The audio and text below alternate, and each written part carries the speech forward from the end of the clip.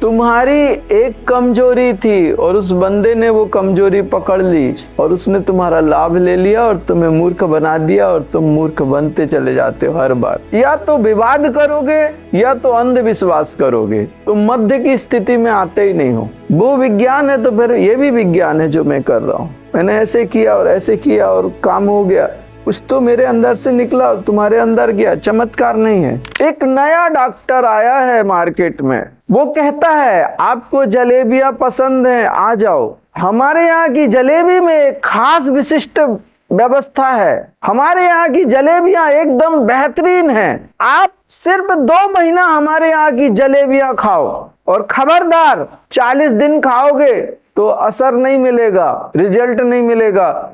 61वें दिन आपकी डायबिटीज खत्म हो जाएगी। 2 महीने के बाद में जो 60वां या 61वां दिन आएगा, आपकी डायबिटीज जीवन भर के लिए खत्म हो जाएगी। और हजारों लोग लाइन में लगे हैं और जलेबियां खा रहे हैं, और उसने शर्त रखी है कि चेक मत करना कितनी डायबिटीज हो रही है, विश्वास रखो, तुम 60 दिन के बाद तुम्हारी डायबिटीज गायब हो जाएगी। और इन जलेबियों में विशेष हिमालय से हम कोई औषधियां लेके आए हैं, वो डाली हैं, और ये बड़ी महंगी हैं, इसलिए गरीब आदमी ना आए। 61वें दिन शहर के बड़े बड़े सेठ मर गए और वो आदमी गायब हो गया। मामला बिल्कुल वैसा हो रहा है। तुम्हारे अंदर भ्रम है कि जलेबियां खाने से तुम्हारी डायबिटीज जाएगी, और तुम्हारा प्रयास यही रहता है कि जलेबी खा लें और डायबिटीज खत्म हो जाए। ये तुम्हारी मूर्खता है। तुमने कभी ये नहीं सोचा कि डायबिटीज एक पैंक्रियास से एक हार्मोनल सीक्रेशंस है, और वो हमारी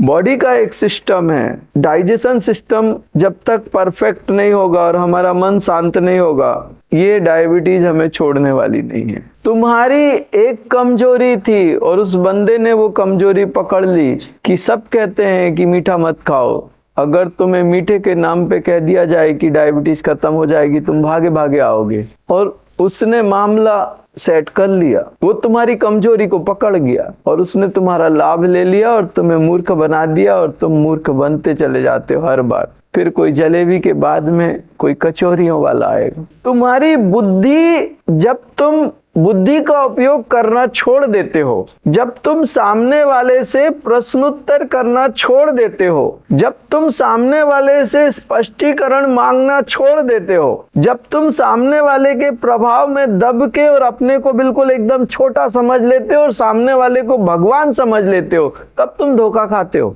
या तो विवाद करोगे या तो अंधविश्वास करोगे, तुम मध्य की स्थिति में आते ही नहीं हो।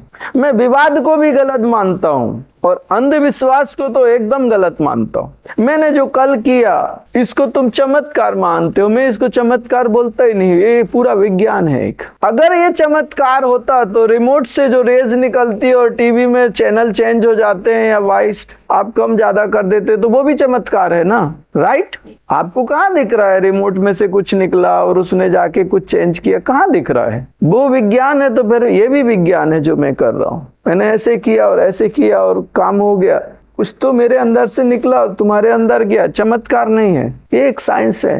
कल आपके नी वालों ने कितने लोगों ने हाथ उठाए, आपको मालूम है कितनी गिनती है? कम से कम 40% लोगों ने, नी वालों ने हाथ उठाए थे कल, कुछ बराबर है। उनमें से मैंने नहीं गिना कौन कितने वहां है, मैंने कहा ठीक है, और मामला जम गया। यहाँ बोर्ड अभी जिन लोगों ने चालू नहीं किया, ऑनलाइन लोग बैठे हैं, कोई कहीं बैठा है, कोई कहीं बैठा है, कोई कहीं बैठा है। मैं तुम्हारे साथ, उनके साथ भी उतना ही इन्वॉल्व रहता हूँ, उनके साथ भी अभी भी वो मुझे सुन रहे होंगे और मैं उनके साथ भी उतना ही इन्वॉल्व हूँ। मैं यहाँ होके भी वहां हूँ, मैं समर्थ के वो शब्दों को प्रूफ कर रहा हूँ। कृष्ण का किसी काल में, किसी देश में, किसी भी व्यवस्था में अभाव नहीं था, ना होगा।